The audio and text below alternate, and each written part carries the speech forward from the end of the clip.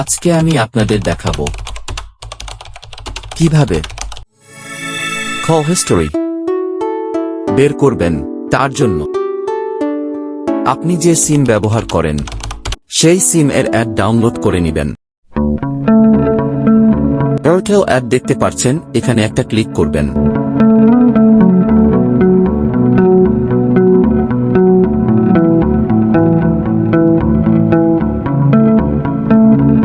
তারপর ডান পাশে call history লেখা দেখতে পাচ্ছেন, এখানে একটা ক্লিক করবেন। তারপর আপনার সব কল হিস্টোরি দেখতে পাবেন।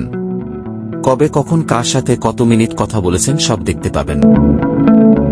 এখানে কিন্তু আপনারা আমার কল হিস্টোরি দেখতে পাচ্ছেন, আমি কবে কার সাথে কত মিনিট কথা বলেছি। এভাবেই আপনি চাইলে আপনার সারা জীবন এর কল হিস্টোরি বের করতে পারবেন। আমার ভিডিওটি যদি ভালো লাগে তাহলে একটা লাইক দিবেন আর আমার চ্যানেলটা সাবস্ক্রাইব করে দিবেন।